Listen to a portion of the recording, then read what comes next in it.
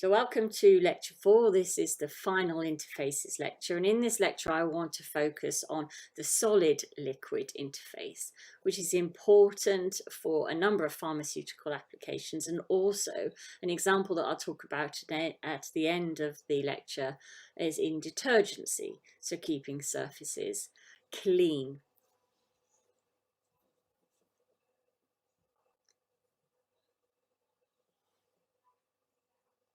So we're going to talk about each of these concepts. So adsorption at the solid liquid interface, what an adsorption isotherm is, factors that will affect adsorption, and then I'll give you some applications of where this fits to medical and pharmaceutical systems at the end.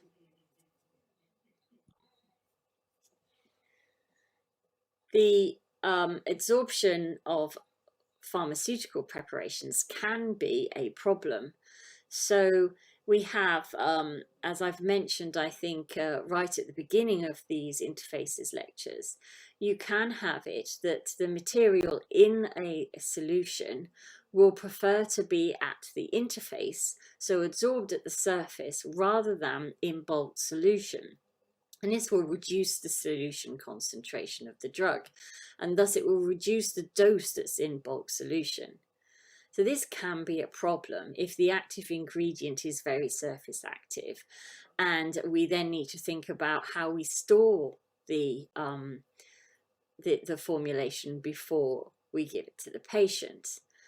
Preservatives, which of course we have to remove the risk of microbial attack, are often surface active, and so if they adsorb to the surface, they are no longer doing the role that we need them to do in solution.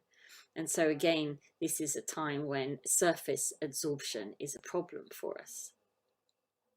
So these are a couple of reasons why we need to understand adsorption at a solid surface.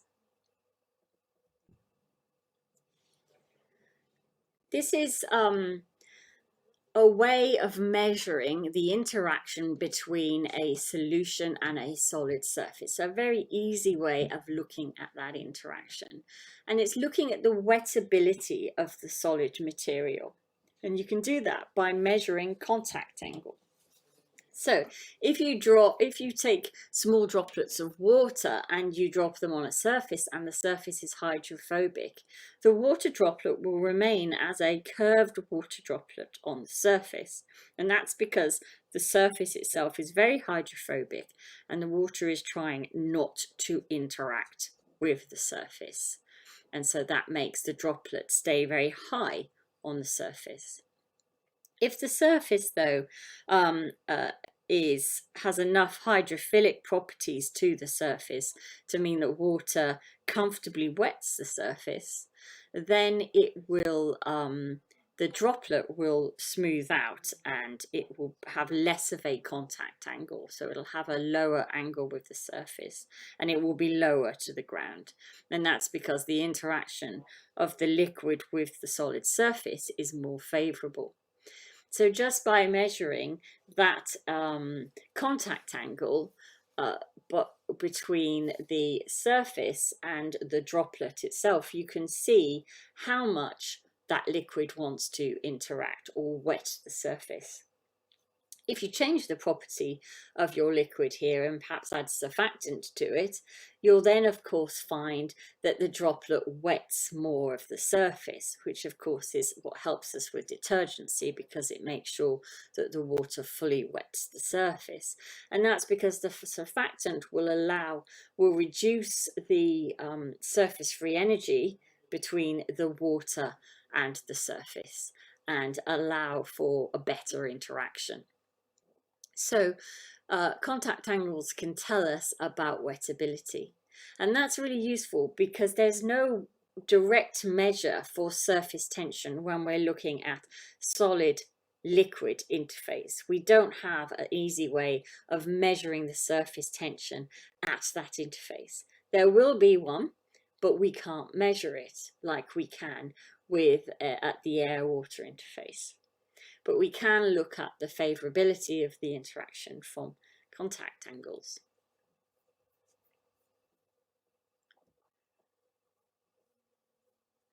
Now, I talked about the example of where you might have within the droplet surfactant.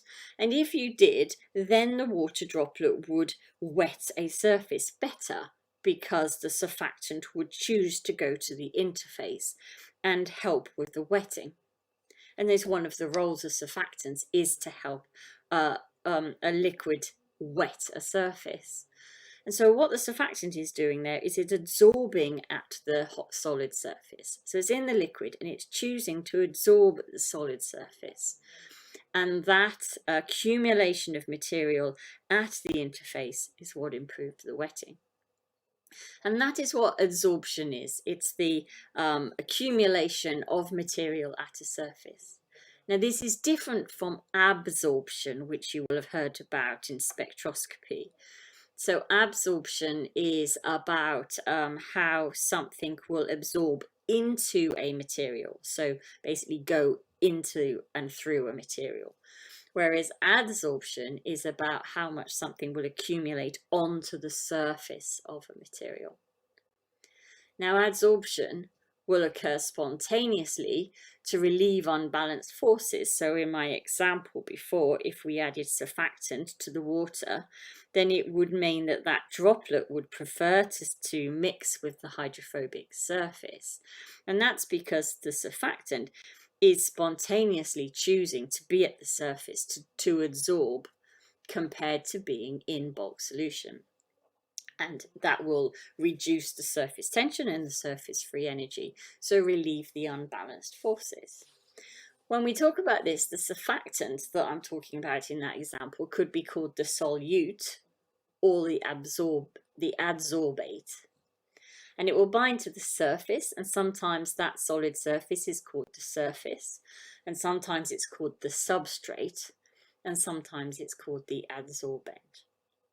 And how much of this surfactant or the molecule that's adsorbing to the surface adsorbs is measured in this case by surface coverage, which is the fraction of the substrate that is covered by the adsorbate.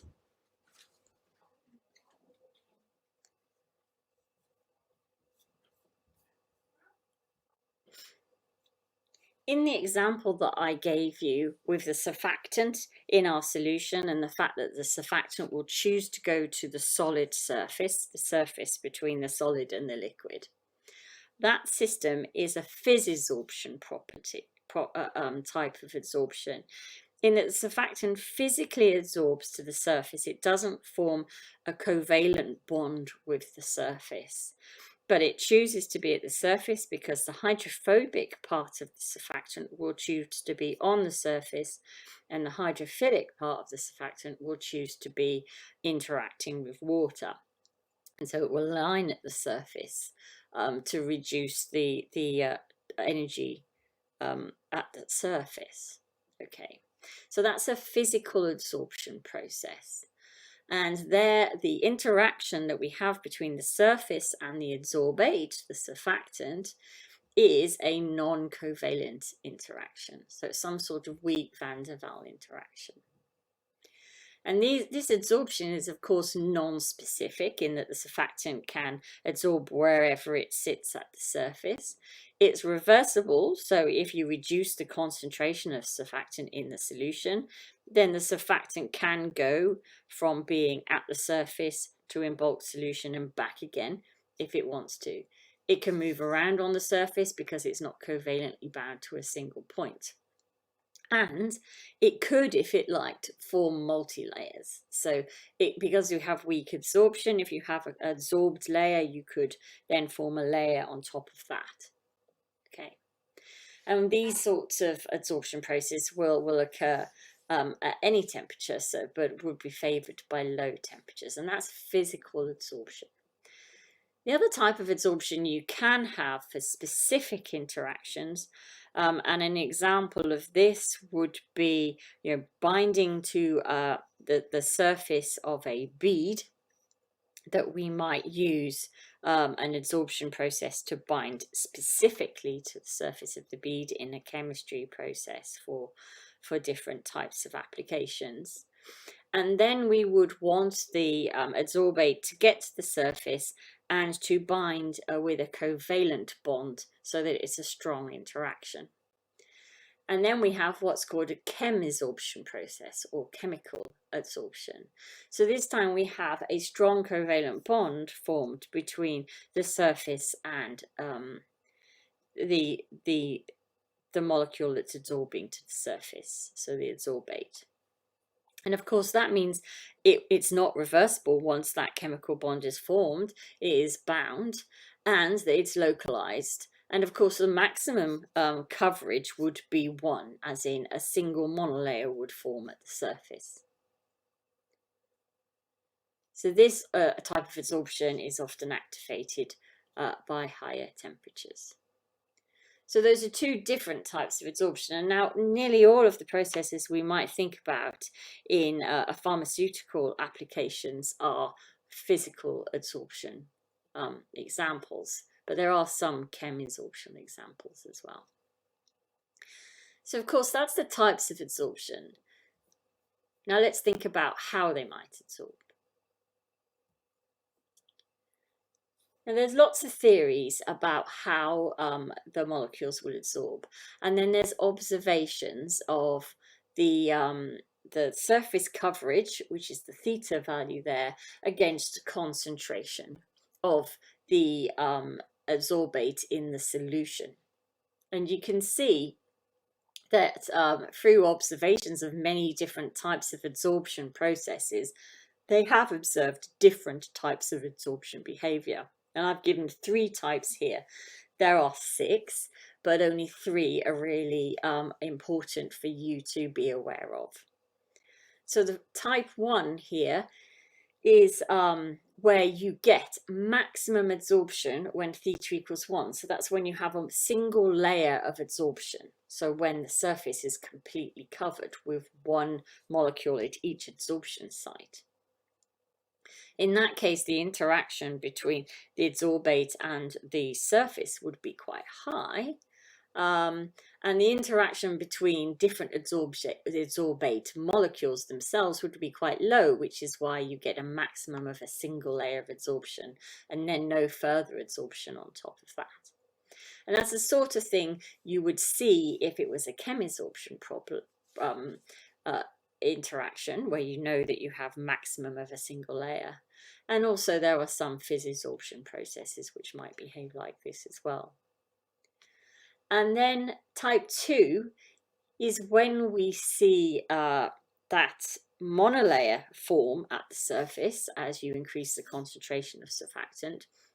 But if you have very high concentration of surfactant, then you start to see multi-layer adsorption. So that's when material first of all adsorbs to the surface and then it adsorbs to itself on top of that in multiple layers.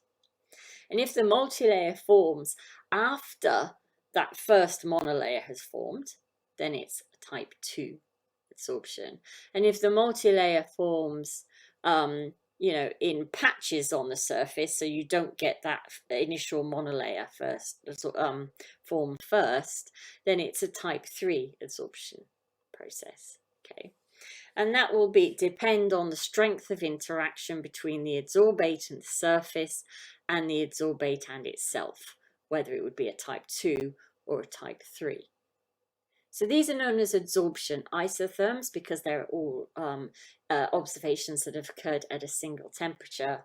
And you can see that the different ways that a material will adsorb to a surface does tell us something about how it interacts with that surface, the strength of interaction with the surface, and the strength of interaction of the molecule with itself.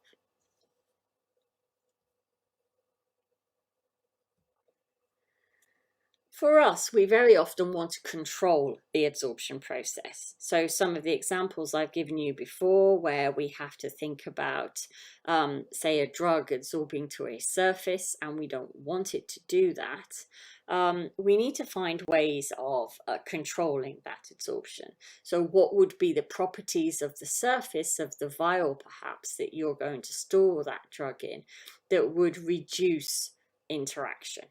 Would it reduce adsorption? And so then we need to know a little bit about what sort of things impact adsorption. And I'm going to talk about a few of those things here.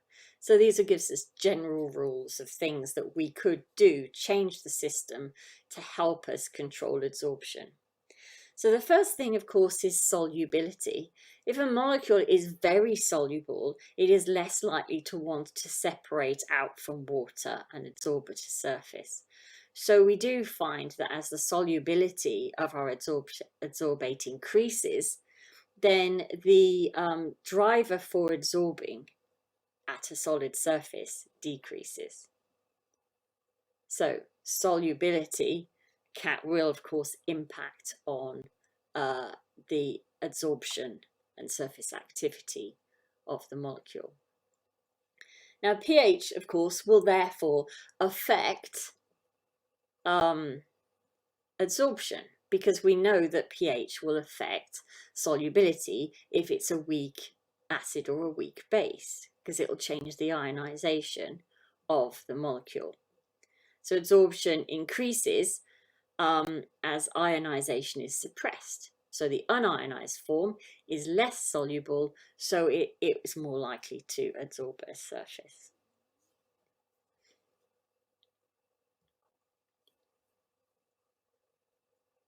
So that is we thought about the pH of the solution, we thought about the properties of the molecule itself. Normally we can't change the properties of the molecule, so if that's very not very soluble and likely to adsorb, there's not much we can do about it. We can change the properties of the surface, so there are many things that we can do to reduce the likelihood that something's going to stay adsorbed at a surface and be adsorbed in a way that it's irreversibly bound, or that it changes its structure if it's bound. So one of the particular difficulties is if your formulation is, say, a protein and it adsorbs to the surface, as the concentration of the protein goes down in solution, you might expect it to come away from the surface. But the presence of being at a hydrophobic surface might denature the protein and then make it so it's inactive. But if you change the surface properties so that you make the surface more hydrophilic, perhaps, you can reduce the tendency of adsorption that way, or reduce the impact that a material adsorbing to the surface will have, because maybe it will be a reversible process that doesn't impact on the concentration or the activity of the drug. So changing the nature of the adsorbent surface is something that we can control. And of course, temperature. So for physisorption, increasing temperature will normally result in improving solubility, and therefore there'll be a decrease in adsorption, as we've mentioned before. So it might be that you have to think about storage properties of the drug and the formulation. And of course, this might be an issue, because if you need to store the vial in the fridge, then that might actually increase the amount of adsorption that you have. And therefore, you might need to think about different ways of reducing adsorption. So we need to understand at least why things adsorb in the first place. So it's because they've got some sort of zwitterionic properties and they'll physically adsorb to the surface, or it will be because there is a chemical bond that's going to form at the surface. And then we need to think about what properties of the system will change the tendency for adsorption. And so these factors that I've given you here are really focusing on physical adsorption more than a chemisorption specific process that you would design into an application.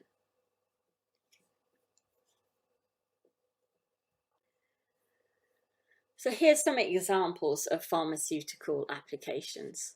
So first of all, we have the adsorption of toxins. That's a good example of where a chemisorption property is used. So with the use of activated charcoal will reduce the effect of poisoning that may have been taken orally, and can be and through dialysis, the activated charcoal will take the poison out of the blood. And then what that is a chemisorption property, in that the activated charcoal will chemically bind the poison to the surface of the charcoal.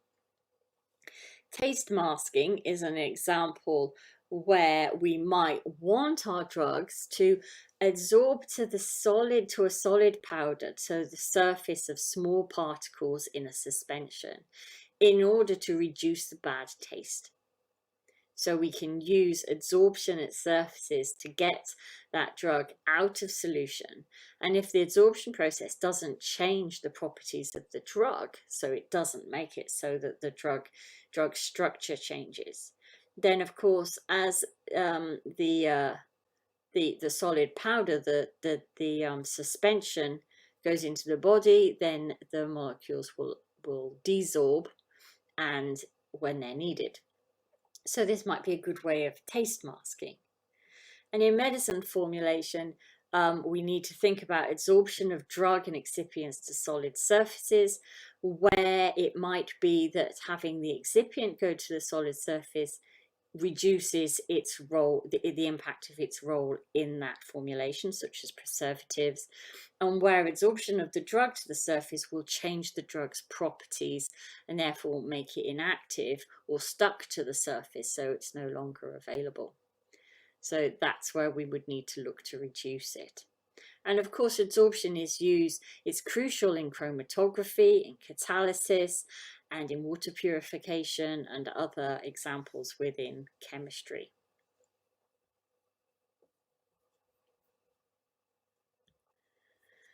So finally, I would like to talk a little bit about detergency as an example of adsorption at solid surfaces.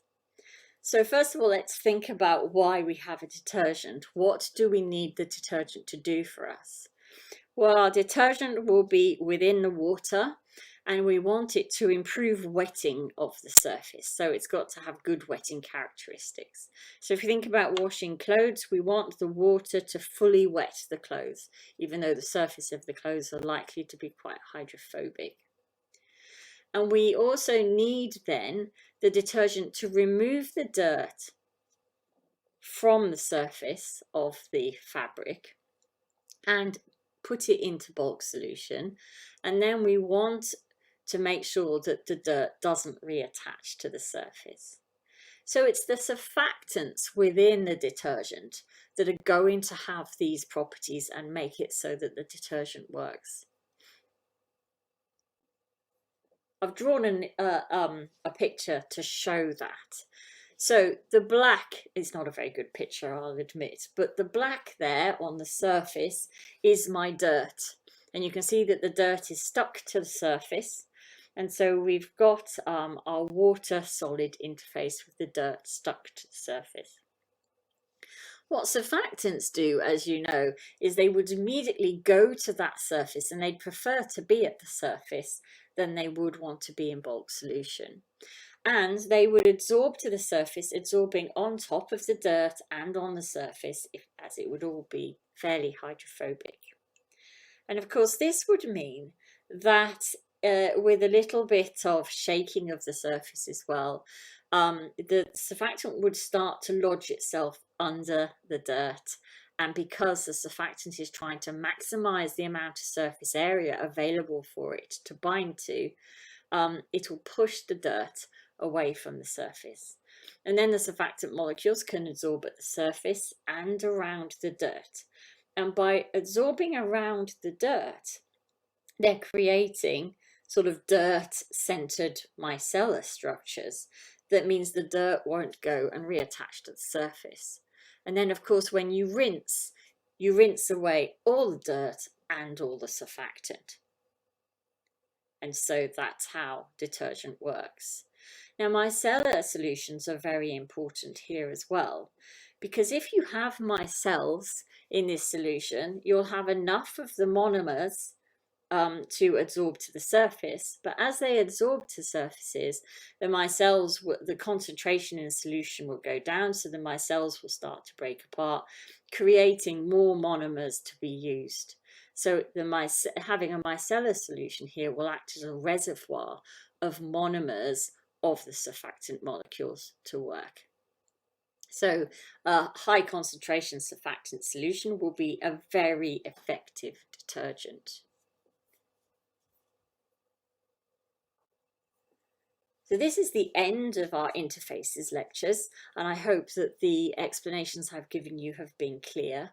And in this lecture, we have looked at the difference of chemisorption and physisorption and talked about how a material adsorbs to surface and in terms of adsorption isotherms. And then discussed a few medical and pharmaceutical situations, including detergency, of where adsorption is very important.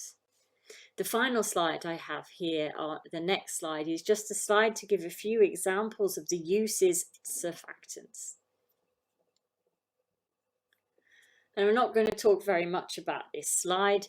It just gives you a few examples of the multiple uses of surfactants in so many different materials that we have around the house and in different areas of our life. So this just gives you the multiple the different interfaces surfactants work at, the function of the surfactants, and examples of their use in that function. You do not need to memorize all of these, but knowing a few of them helps you to be able to understand the importance of surfactants in different systems.